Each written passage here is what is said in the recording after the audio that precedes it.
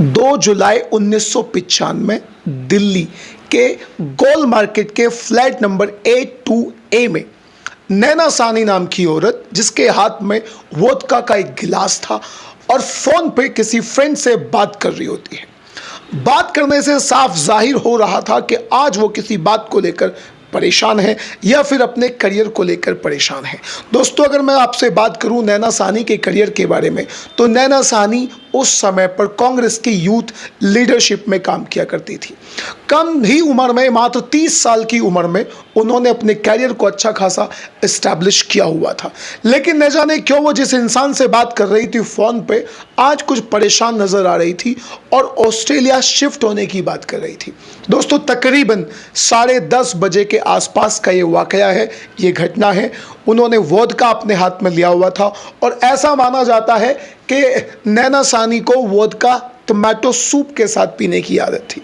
अचानक तकरीबन रात को 10:30 बजे के आसपास उनके हस्बैंड, जिनका नाम है सुशील शर्मा, वो भी कांग्रेस के यूथ लीडरशिप में ही उस टाइम पर काम किया करते थे। ये दोनों इकट्ठा ही काम किया करते थे। तुरंत दोस्तों गाड़ी के उस फ्लैट की पार्किंग में उनकी गाड़ी की आवाज़ आती है, यानी नैना सानी के हस्बैंड सुशील शर्मा की गाड़ी की आवाज़ आती है और वो तुरंत ऊपर आ जाते हैं। अब नैना सानी अपने हस्बैंड को अपने सामने देखकर जिस व्यक्ति से फ़ोन पर बात कर रही थी, फ़ोन के रिसीवर को तुरंत नीचे रख देती हैं और अपने हस्बैंड से बात करना शुरू कर देती है। अब जो सुशील शर्मा था, अपनी वाइफ को किसी से फ़ोन पर बात करते हुए उसने पहले देख लिया था, लेकिन अब उसने ये एहसास करा कि अगर इसने मेरे को देखते ही फ़ोन को नीचे रखा है तो मतलब कोई ना कोई बात है।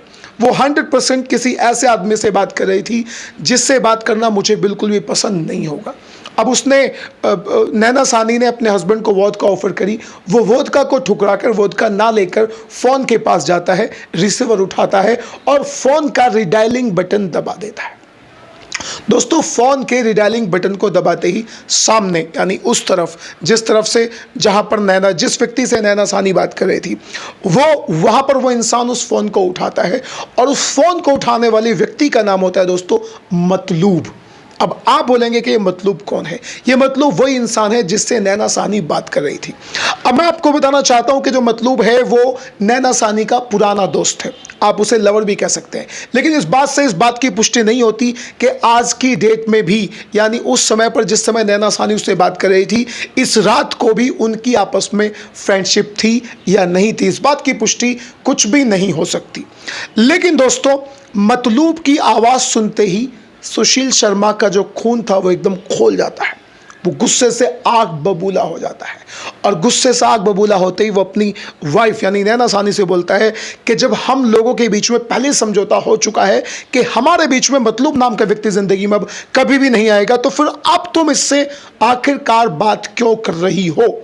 जिस पर नैना सानी जवाब देती है कि इट्स ओके, यानी कोई तुम्हारे मतलब की कोई बात नहीं, हमने जो बात करी थी वो बात कर ली। इस बात पर दोस्तों सुशील शर्मा बहुत ज़्यादा नाराज़ हो जाता है और तुरंत अपनी टेबल पे के पास जाता है और टेबल से अपना पिस्टल निकालकर उसमें 4 गोलियां भरकर, आव देखकर ना ताव देखकर, तुरंत नैना सानी पर गोलियों से वार कर देता है। एक गोली पीछे निकल जाती है, दूसरी गोली नैना सानी के सिर में लगती है और एक गोली नैना सानी की गर्दन में लगती है और तुरंत विदिन सेकंड्स नैना सानी तड़प उठती है और 20-40 सेकंड के अंदर अंदर नैना सानी लड़खड़ाकर नीचे गिर जाती है और उसकी तुरंत दोस्तों मौत हो जाती है। अब गुस्से में सुशील शर्मा ने इतना बड़ा कदम उठा तो लिया, लेकिन दोस्तों इस कांड को करने के बाद वो 100% पछताए तो होंगे। अब अगर उन्हें किसी चीज़ से अपनी जान बचानी थी तो वो थी उस लाश से अपनी जान बचाना, यानी उस लाश को जैसे तैसे ठिकाने लगाना। इस लाश को ठिकाने लगाने से पहले सुशील शर्मा ने अपने आजू बाजू में जो भी खून था उस खून को साफ किया। उनके खुद के कपड़े भी खून में हो गए तो उसको साफ करा और नैना सानी की लाश को एक शीट में लपेटा जो उनकी टेबल पे ही बिछी हुई थी।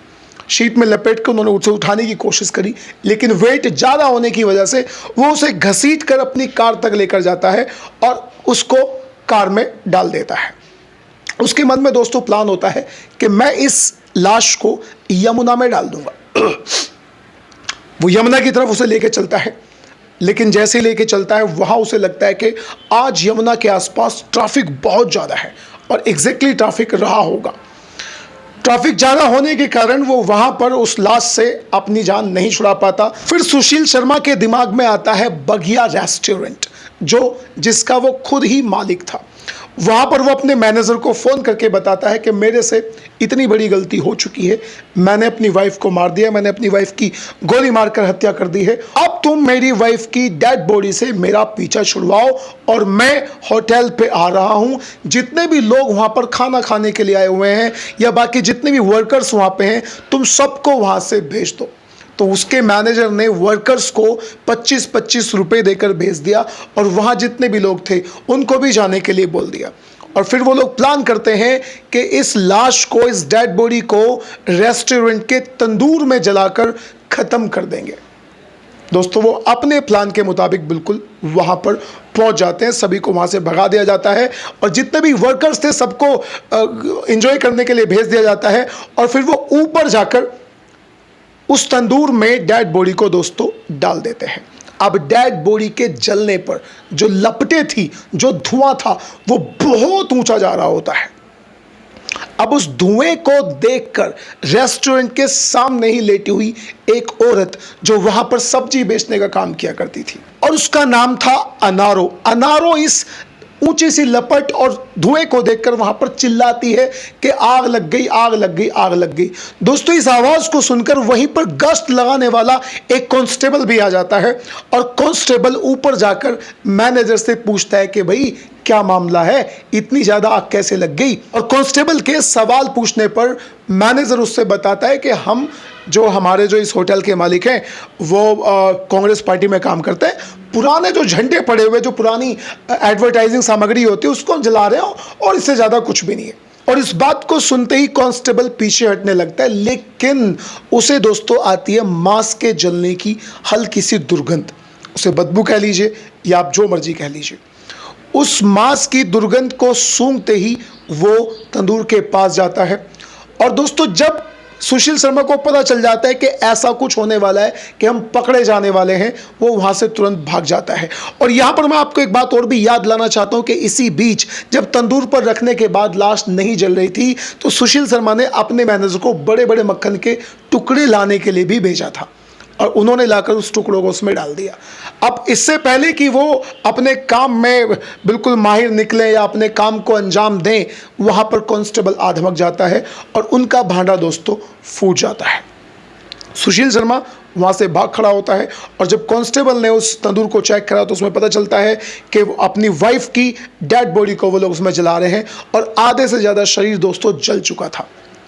अब इस वाक़े में, इस घटना को, इस दिल झकझोर देने वाली घटना को जब थाने में बताया जाता है, तब सुशील शर्मा को दोस्तों अरेस्ट किया जाता है और उसको दी जाती है 23 साल की सज़ा, द इम्प्रिजनमेंट ऑफ 23 ईयर्स।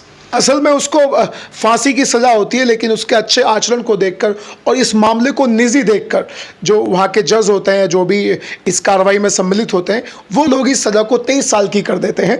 और 23 साल के बाद जब सज़ा काटने के बाद सुशील शर्मा वापस आते हैं तो वो अपनी जो बात रखते हैं वो बिल्कुल एकदम अलग होती है। वो कहते हैं कि जल्दबाजी में मुझसे ये कदम उठाया गया था और अगर हमारे बीच कम्युनिकेशन हुआ होता तो शायद मैं अपनी वाइफ को ना मारता।